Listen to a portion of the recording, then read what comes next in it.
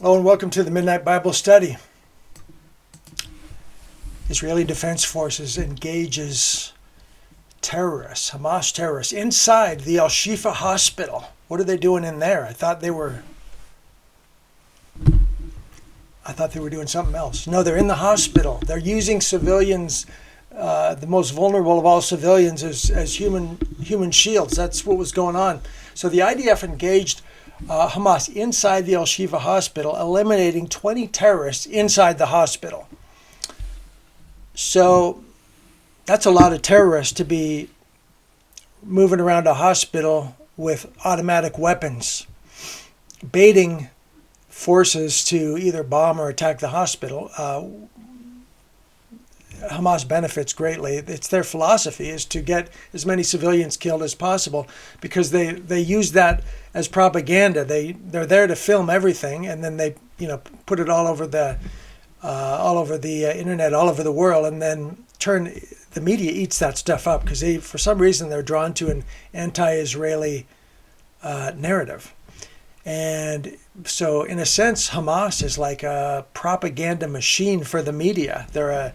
And if a bombing of the hospital would be just perfect. In fact, there was a bombing of the hospital a few months back, but it was actually Hamas who did it and tried to blame Israel. But it turns out it was Hamas who did it, probably by accident. One of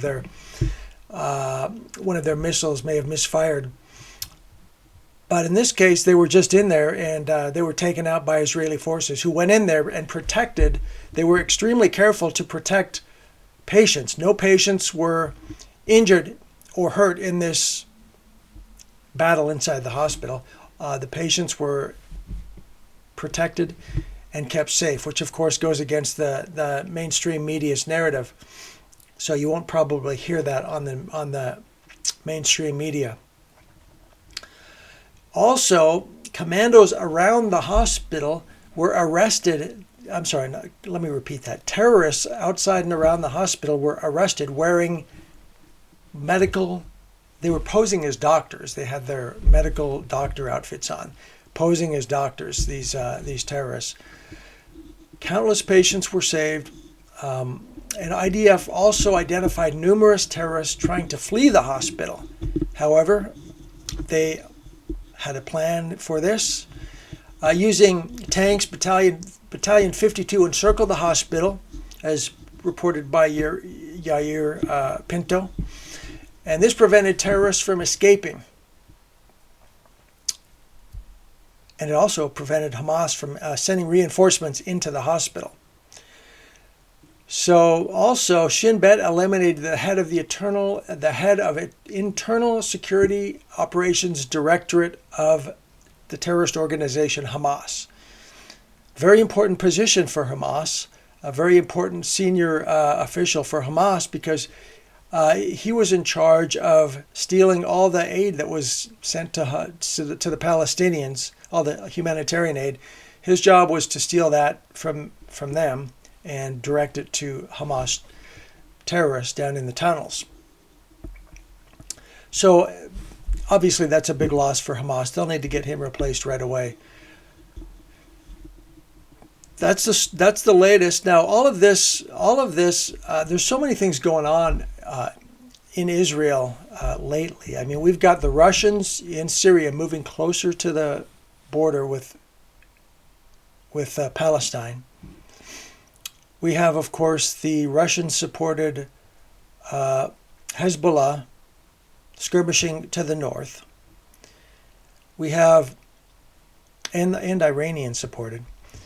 And so we have threats from Iran and all of these things that, the connections between Iran and Russia, they're working together, building drones, Iran selling a lot of drones to Russia, as well as helping them build a drone factory within Russia.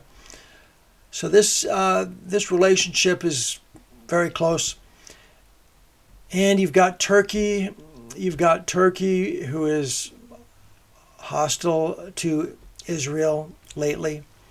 So you've got this growing coalition. Really, this Gog Magog, it really points to the Gog Magog war. Is it Is it coming anytime soon is the question. This is the big end times war spoken of in Ezekiel 38. And the big question is, are all of these, is this coming? And you've got, if you look at the northern African countries and Central African countries who are also predicted to be part of this coalition in the Bible 1,600 years ago.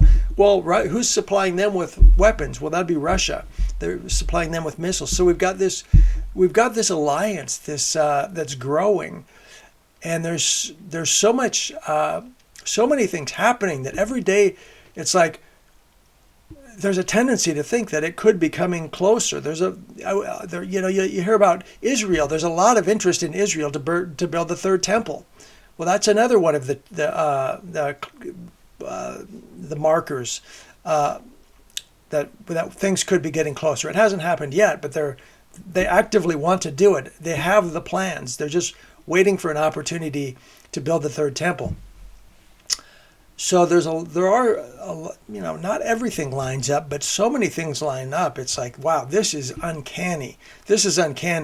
So it wouldn't be surprised if, things could happen pretty quickly. There's only a few things that would need to happen for history to shift in that direction. And then we'd be straight into the Gog-Magog war, where Russia leads this coalition against Israel in an overwhelming force, predicted right in the Bible, Ezekiel 38.